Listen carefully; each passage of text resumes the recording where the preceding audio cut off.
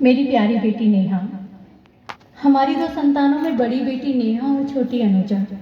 नेहा का जन्म 4 सितंबर को पाढर बैतूल में हुआ था, जब हाईकोर्ट में जस्टिस रहे नाना स्वर्गीय श्री के वर्मा बैतूल में जिला एवं सत्र न्यायाधीश के पद पर थे।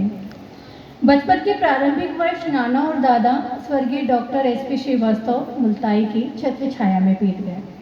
1984 में डॉक्टर साहब की पदस्थापना, डॉक्टर साहब मतलब डॉक्टर वसंत श्रीवास्तव जी की पदस्थापना जिला अस्पताल बैतूल में नेत्र विशेषज्ञ के पद पर हुई। दोनों बहनों की प्रारंभिक शिक्षा न्यू इंग्लिश स्कूल बैतूल में संपन्न हुई। इसके बाद 12वीं तक की शिक्षा लिटिल फ्लावर स्कूल बैतूल से प्राप्त की। नेहा ने साइंस की डिग्री SFS कॉलेज नागपुर से प्राप्त की। इंग्लिश लिटरेचर से MA बैतूल से किया तथा लॉ की डिग्री दोनों बहनों ने डॉक्टर हरि सिंह गौर विश्वविद्यालय से प्राप्त की। नेहा पढ़ने की बहुत शौकीन थी। हर समय उसके हाथ में किताब रहती थी। बहुत ही बड़ी लाइब्रेरी बना ली थी उसने। गजब का सेंस ऑफ ह्यूमर था। दिल खोल कर हंसती थी।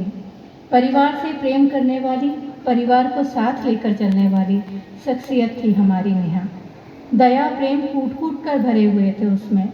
पशु प्रेम ऐसा कि देखने वाला भी दंग रह जाता था। जंगल घूमने और सफारी का तो जैसे जुनून था। प्रकृति के बेहद नज़दीक रही नेहा। 12 वर्ष पहले भिलाई स्टील प्लांट में कार्यरत AGM अभिषेक श्रीवास्तव से नेहा का विवाह हुआ।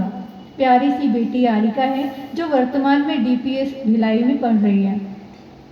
छोटी बहन अनुजा न्यायाधीश है। नेहा की इच्छा थी कि वह पहले बेटी को बड़ी होने दे, फिर आराम से कुछ करे, लेकिन नियति ऐसी रही कि जिस वक्त उसने अपने कैरियर के लिए कुछ करने के लिए कदम बढ़ाए, उसी वर्ष 9 मई 2021 को कोरोना की वजह से हमारी हंसती खिलखिलाती जीवन से भरपूर बेटी हमसे दूर हो गई। नेहा को बैतूल का हरा भरा वातावरण, यहाँ के लोग, सभी कुछ बेहद पसंद था। बैतूल में जन्मी, यहाँ पली बड़ी नेहा का बैतूल से ही विवाह हुआ और अंत में इसी जन्मभूमि से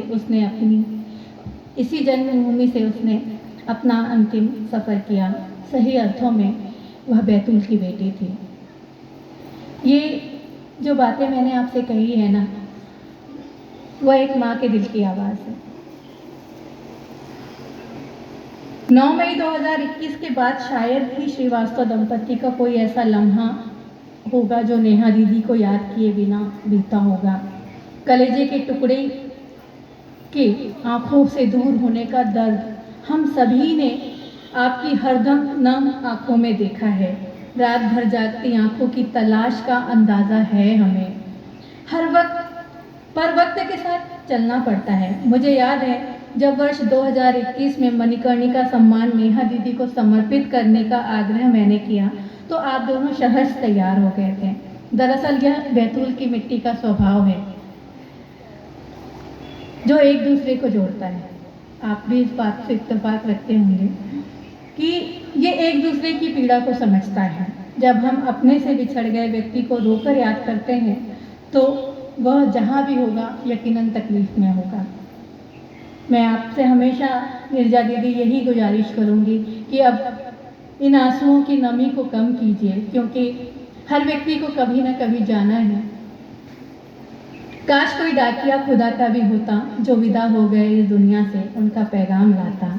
आपकी आंखों में आंसू देखकर वह डाकिया यही कहता कि इंसान बस दो ही मामलों में बेबस है, दुख बेच नहीं सकता और सुख खरीद नहीं सकता।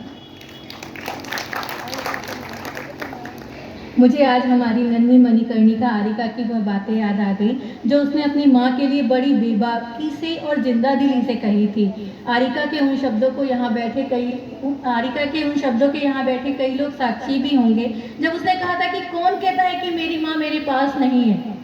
आप धीरज में आपको याद होगा, हम सभी स्तब्ध थे उसकी बातों को सुनकर कि कौन कहता है कि मेरी माँ मेरे पास नहीं है, मेरे साथ नहीं है। वह है, हर पल मेरे पास है। मेरी रगों में जो खून बह रहा है ना, वह मेरी माँ का है।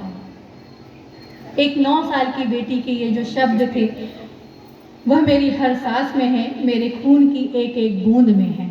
छोटी सी आरिका के शब्दों में जो ठहराव और माँ के प्रति समर्पण था वह हमेशा नेहा दीदी को उसके अंदर जीवित रखेगा और हम सभी आरिका में नेहा दीदी को बड़ा होता हुआ देखेंगे। आज उनकी परछाई अनुजा दीदी भी इस कार्यक्रम को देख रही हैं, आप सामने देख रहे हैं रुपेश भैया इस कार्यक्रम को लाइव चला रहे हैं, तो पूरा परिवार और बहुत से ऐसे लोग जो श्रीवास्तव परिवार से जुड़े हैं वो इस कार्यक्रम को लाइव देख रहे हैं। ये दोनों बहनें अक्सर दिव्यांग बच्चों के बीच अपनी खुशियाँ बांटती थी। आज इस कार्यक्रम में आपको जैसे बताया कि साइन लैंग्वेज डे है, लेकिन दिव्यांग बच्चों के यहाँ मौजूदगी की वजह भी कुछ यही है कि ये दोनों बहनें अपनी जो खुशियाँ हैं वो दिव्यांग बच्चों के बीच बांटती थी। आज मणिकर्णिका के इस समारोह में 100 से अधिक दिव्यांग बच्चे हैं। आज डॉक्टर्स डे पर हम नेहा दी को याद कर रहे हैं, तो अनुजा दी से जब रहा नहीं गया तो उन्होंने दूर होकर भी इन बच्चों के साथ यहाँ अपनी हाजिरी लगा दी है।